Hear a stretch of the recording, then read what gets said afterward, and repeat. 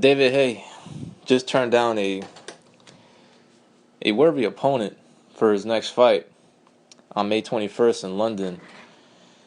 He turned down to fight Andrey Fedosov, the Russian heavyweight who's a rated contender for the WBA.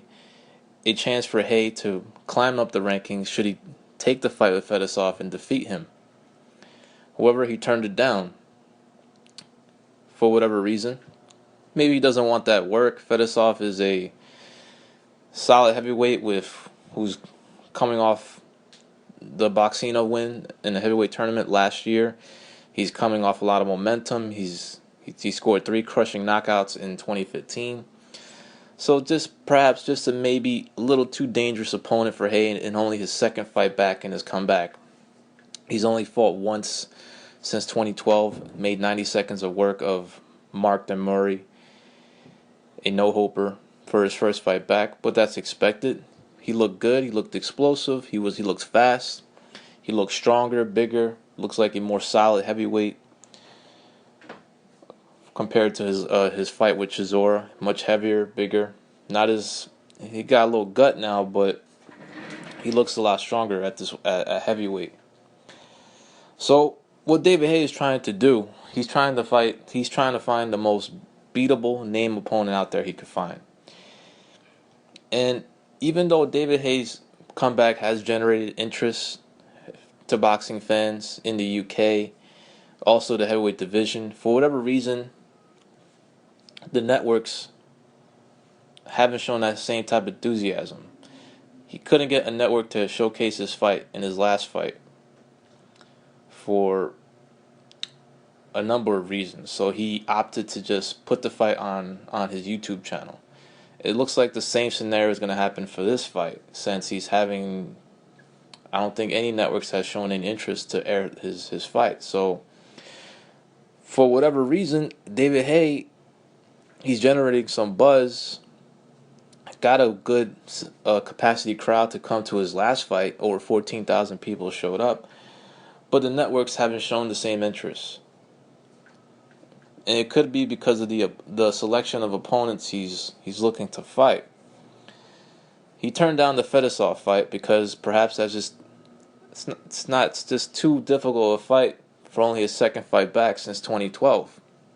And Fedosov is a world-rated contender for WBA. He's also rated for WBO. It would have been a good fight for David Haye. Interesting fight too. It would have been a live opponent for him, but he's perhaps too dangerous, punches too hard, and could derail the big money fights that Haye has planned. Now, if David Haye is going to lose to anybody, it ain't going to be to some no-name guy like Fedosov from Russia. If he's going to take an L, he's going to take an L to Anthony Joshua, a Tyson Fury fight, a Deontay Wilder. He ain't going to take an L to some guy that nobody knows outside of hardcore boxing fans. He doesn't want to derail those big money fights that he's capable of putting together if he keeps winning. But he needs to find the right opponents, and not the most dangerous ones that don't have any name recognition.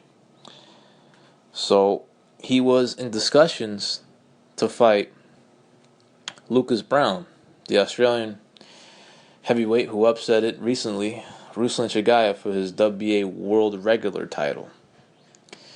Now, of course, it's understandable why Haye wanted to fight Lucas Browne. 40-year-old guy, not technically sound, a lot of flaws in his game, not the fastest guy, strong, but a lot of flaws in his game. He started boxing late in his career. So Haye felt that was a very beatable guy. And Lucas Browne, he's in demand right now ever since he won the regular world title for WBA. Because a lot of heavyweights feel he's a beatable guy. He's been getting a lot of phone calls, a lot of call-outs. However, he's not on the table at the moment. He's unavailable because he has mandatory obligations for the WBA. He has to fight Fresno Kendo next, and as part of the WBA tournament that they established months ago. It's already set up. The bracket's already set up. Now Lucas Brown would have to fight Fres Oquendo or risk being stripped of his title. David Haye offered Oquendo's co-promoter to step aside in order to make a big money fight with Lucas Brown in London, but Fres Oquendo's team decided they're not going to step aside, but they did offer.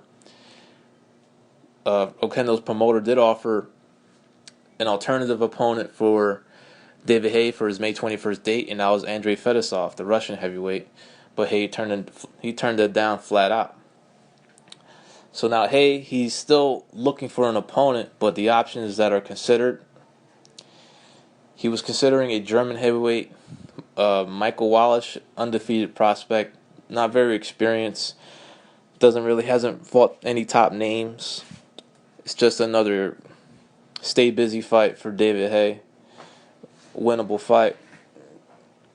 There's also other names being thrown out there. Shannon Briggs, I heard, was being thrown out there. That would be more interesting than the German heavyweight he's considering,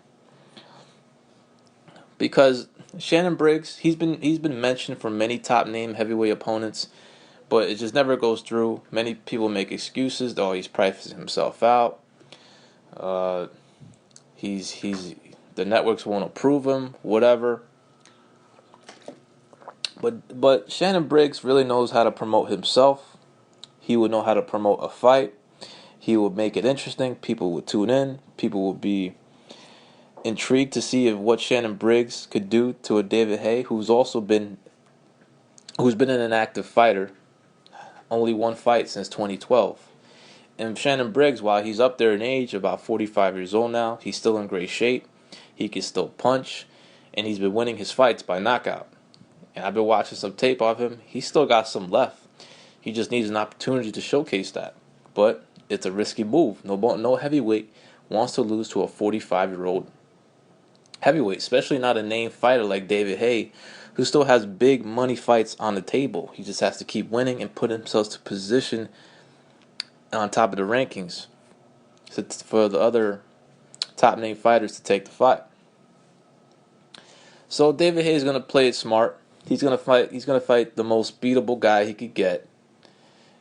Most likely it'll be on free TV, perhaps on his YouTube channel.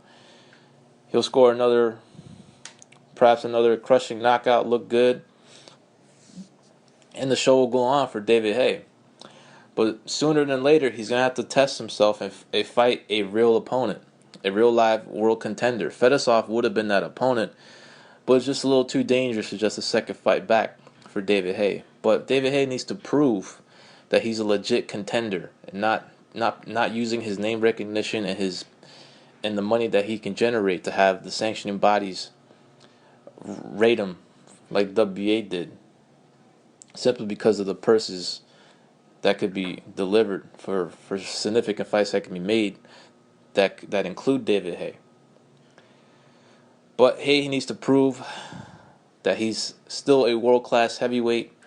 He won't prove that fighting the Mark DeMurrays and Michael Wallaces of the world. He needs to get in there and fight a legitimate top contender in the heavyweight divisions for many boxing fans to consider him a serious threat. This is Boxing Truth. I'm out.